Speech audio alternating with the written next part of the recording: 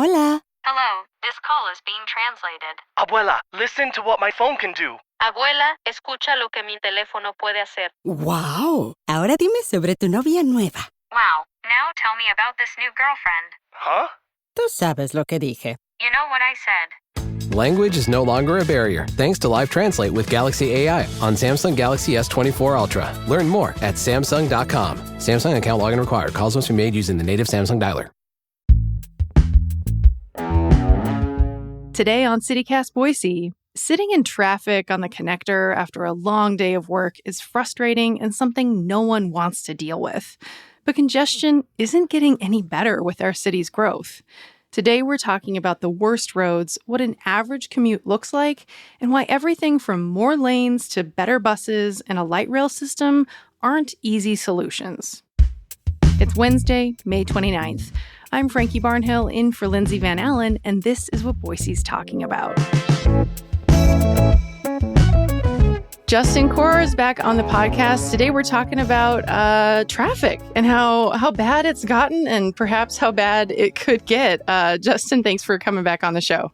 Oof, yeah. It seems like I always have great news for y'all. Thank you, Frankie, so much for having me on. You got to have me on to talk about, I don't know, like puppies and babies sometime. Sometime. Well, you've been covering this story at KTVB and just doing a number of different stories on the topic of how growth is manifesting in the Treasure Valley and, of course, transportation and how people move around the cities in the Treasure Valley is a big part of that. So first off, how bad is traffic in the Treasure Valley? How would you characterize it? I mean, I think if someone is listening right now in their car while maybe stuck in traffic, they'd be like, look around us. We can't They're see. They're screaming at us right now. Yeah. Yes, we can imagine it's pretty bad. A local study gave me some numbers here. It doesn't sound maybe too terrible according to this. Shows the average commute from Caldwell to downtown Boise went from about 35 minutes in 2010 to about 39 minutes in 2018. That doesn't sound like a whole lot at all. 4 minutes, added. Right, Uh-huh. But if you talk to folks, I talked to a commuter just coming from Caldwell to Meridian. She budgets about 45 minutes, but she says just with any sort of wreck or delay like that, it could be like an hour and a half. And right, or weather or whatever, yes, and I'm sure anyone listening to this knows, like, even, at least for me, any slight delay is far too much for me. And I commute at 3:45 in the morning. So if I had advice for anyone out there, commute with me at 4 a.m. But even then, if I get stuck at a red light, I'm like, this is ridiculous. Yeah, you would hope you could just cruise on through everywhere, even at that hour officially, yeah. And I mostly do. But in a phrase, look, traffic is bad and it's getting worse, Frankie. Yeah.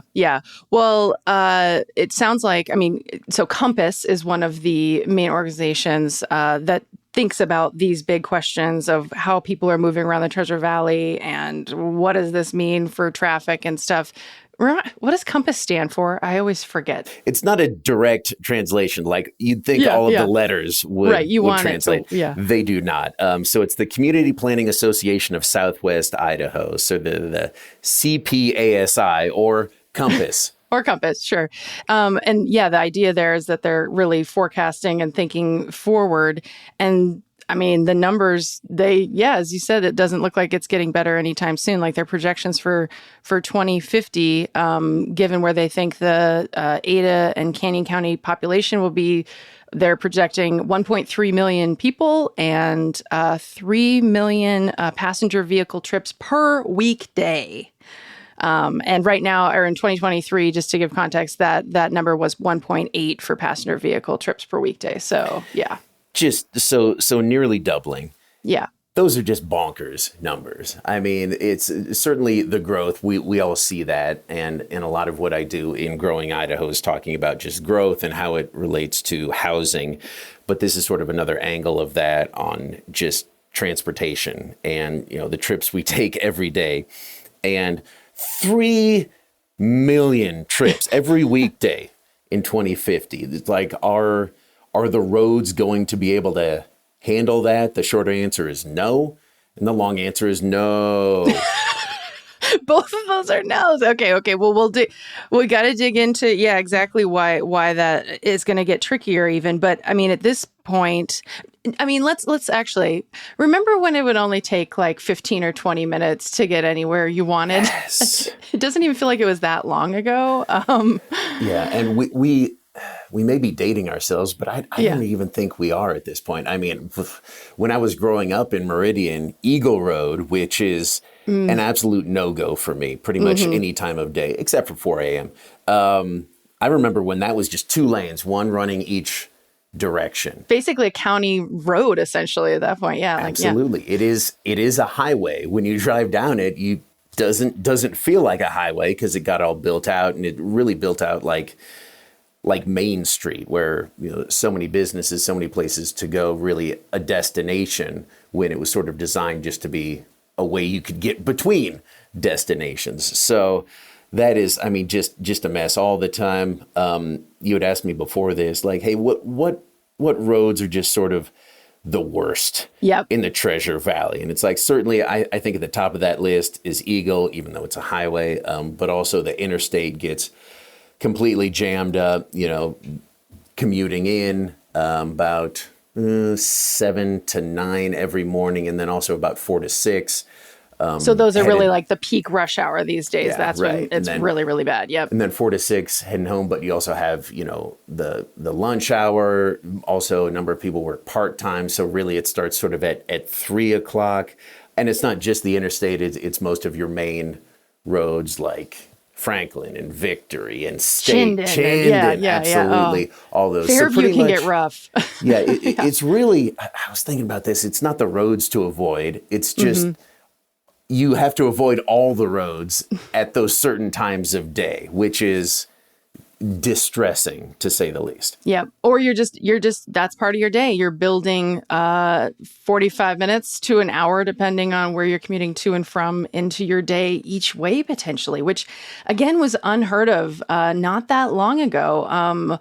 At least it was, even if you lived in Caldwell, it was like, 30-minute commutes in the early 2000s, maybe, depending on where you were headed exactly. But yeah, I mean, this idea of like hour-long one-ways, potentially, that people you've interviewed have had to build into their schedule is definitely a different kind of quality of life, I think, that we're experiencing in the Treasure Valley, Yeah, I think absolutely. And it affects certainly the economy. It's lost hours of work. It's lost, just quality time with your family, even though, hey, you get to listen to that great City Cast podcast. Sure, yeah, you can catch up on every single episode if you want. From that commute. But if you're caught up, then you're like, well, now I'm just sitting here. Yeah. But also there's a safety factor. It's an increased number of crashes. Right. As cars get closer together, there's more traffic.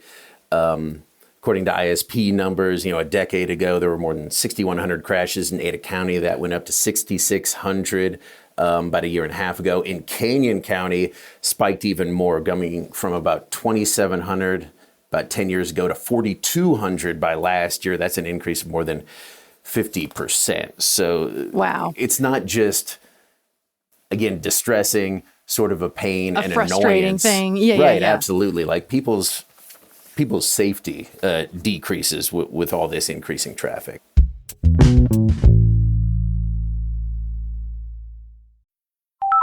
Hola. Hello, this call is being translated. Abuela, listen to what my phone can do. Abuela, escucha lo que mi teléfono puede hacer. Wow. Ahora dime sobre tu novia nueva. Wow, now tell me about this new girlfriend. Huh? Tú sabes lo que dije. You know what I said. Language is no longer a barrier thanks to Live Translate with Galaxy AI on Samsung Galaxy S24 Ultra. Learn more at Samsung.com. Samsung account login required. Calls must be made using the native Samsung dialer.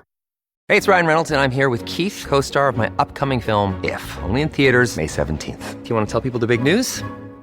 All right, I'll do it. Sign up now and you'll get unlimited for $15 a month and 6 months of Paramount Plus Essential Plan on us. MintMobile.com/switch. Upfront payment of $45 equivalent to $15 per month. Unlimited over 40 gigabytes per month. Face lower speeds. Videos at 480p. Active Mint customers by 531.24 get 6 months of Paramount Plus Essential Plan. Auto renews after 6 months. Offer ends May 31st, 2024. Separate Paramount Plus registration required. Terms and conditions apply if rated PG. Okay, so Eagle Road, probably I think it tops both of our lists for number one worst. But have you heard about like downtown being an issue for people with all the construction though too, or people figured that out? I mean, that's the thing is it's like even once you get downtown, then you're facing delays too. You are facing that. It's sort of a maze now, like an ever-changing labyrinth, which is a movie I loved growing up, but actually what a classic. Yeah, having to experience it every morning is not ideal. In the end, you'd hope that when the construction is done, wherever you're seeing it, downtown or on the interstate, they just started a huge project over in Canyon County on the interstate. The whole idea of construction there is that it's going to make your commute and make your driving easier, but in the meantime, it makes it much more difficult. And then, of course, the way this works is by the time that construction is done, there's already too much traffic on there. There's already been enough growth of the number of people trying to drive anywhere that it's already out of date. So now you need more construction. So, and I think that was just really sort of the part of this plan. You already talked about Compass. They made a Communities in Motion 2050 plan about how to try to handle this. Compass, just a collection of leaders from local cities, counties, highway districts, all that coming together to try to have kind of one singular vision to how they might handle any sort of growth. But this in particular right now, in regards to this plan, about how they can handle this. And they're frankly just running out of room, for more lanes on the interstate. I was going to say, is this solution? I mean, so many people are like, well, just build more lanes. But at some point, even that doesn't fix the problem. And there's some people who say that building more lanes just makes people drive more. So there's more cars on the road too. It incentivizes that. So, yeah. Well, and that was part of their plan. Not necessarily to build up I-84 more, but some of those arterials like Chinden or 2026 out in Canyon County that we talked about. But they've done that. And if you've driven on the interstate, you see also sort of the businesses that now line that. And they can't really build anymore, into Topgolf or the homes or whatever else they have going on there unless they want to completely redo the interchanges. So really, it's going to have to be other options besides just the only way people have known to get around in this community for the past, 20, 30 years, which was get behind the wheel and drive. Yep. One person per car, going down I-84, going down the connector.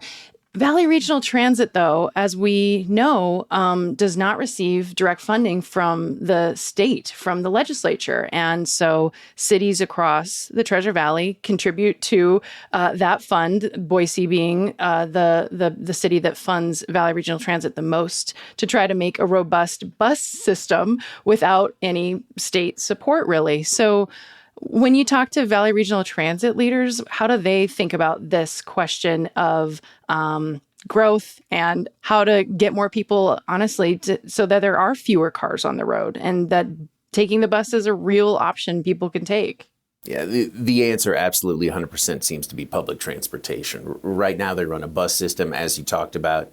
Idaho, one of the few or only maybe one or two states in the entire union that doesn't have a dedicated funding stream for public transportation in the state. So they're sort of left out there with their hands out to local cities and counties asking for that money. And, Boise contributes the most, the vast majority of it.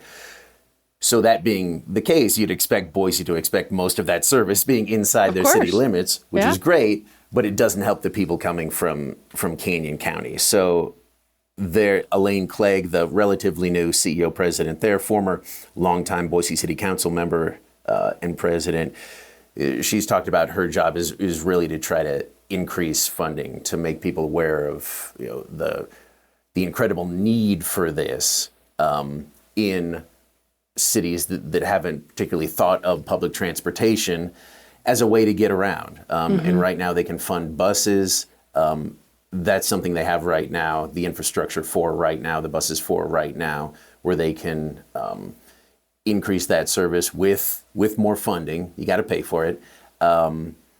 to sort of help that and help people's commutes right now and certainly in the future, because as we've talked about, one person per car driving everywhere just is not a long-term solution. It's a long-term problem. Yeah. So busing probably in the immediate, also building out more bike lanes and pedestrian walking, because it's sort of a system where people can bike or walk to a bus stop, take that bus, get off, and then bike or walk to work, something like that. And then also, I said Elaine Clegg, she's been nominated by President Biden to the Amtrak board. Right. So this is recent, yeah. Anytime people hear about trains, Amtrak would be interstate travel, but anytime people hear about that, they're like, oh my gosh, are we going to get commuter rail? Also, I'm just always curious about the short rail. I did a story here recently, a couple weeks ago, that we used to have a pretty extensive short rail system. A century ago, it was all electric. There were cars that ran through Boise, Eagle Star, Middleton, Caldwell, Nampa, and Meridian. It was a 60-mile trek, and they would just ferry people around the valley. And I asked you even before we started, it's like, man, how much would we give to have that back? Incredible, right? Yeah. I think I've actually lived on a street in Boise that had it was in the north end, and 18th Street, very wide. And you wonder, why is 18th Street so wide in the north end? Oh, it's because that commuter train was right there. So, but I mean, the political will, the funding, the everything we're in a car culture, and that doesn't seem to be going away anytime soon. So when we're talking about kind of to wrap this up and think about like how these different leaders, Compass, VRT, the legislature, if there is any political will there anytime soon, how are they? What is kind of the push forward at this point? It seems like the legislature does need to get involved more so to help solve this future and not even that far away future problem. And I talked to transportation leaders, chair people in the state house, and they were honest with me. It's like, look, I hear from, my constituents all the time. They do not talk about buses or public transportation. They talk about roads. So that's what we're focused on. Understood, they're trying to do the will of the people, but if you look at these studies, again, doesn't seem to be a long-term solution. As far as like a light rail, there is currently a study being done by VRT and Compass, and folks will be able to weigh in on that, I believe, in the fall. Yeah. Elaine Clegg 100% believes people want that commuter rail, that this study is going to say people want that. And there is some infrastructure already in place. But then would they still want it if they have to pay for it, the hundreds of millions of dollars, and getting all the cities and all the counties on board to pass those bonds? Well, we already saw the trouble with that this past election, passing some levies and bonds in the area. So we'll see. Before we wrap up officially, how much would I need to pay you to drive down Eagle Road at 5 o'clock in the evening, Justin? Oh my gosh, no. The crazy thing is, like, I'd probably make better time if I just parked and walked it. So that's such a good point. Not much, yeah. At least there's some sidewalk infrastructure there. That's true. There's even some parts of Boise that don't have great sidewalk infrastructure. So also, again, the train tracks are right there. Yep. You could hop on a trolley if you needed to. Yeah. Well, I'll be dreaming of light rails. So thank you so much, Justin, for coming on and helping us think through this big, sticky problem. Yeah. If anybody has a solution, we are taking suggestions. And one more thing before we sign off. Have you filled out our listener survey yet? We want to make sure we're sharing the most relevant info for your Boise life in 2024. It just takes about 6 minutes to complete, and it really helps us out. Plus, you'll automatically get entered to win a $250 Visa gift card and some CityCast Boise swag. We'll put a link to the survey in the show notes. That's citycast.fm/survey.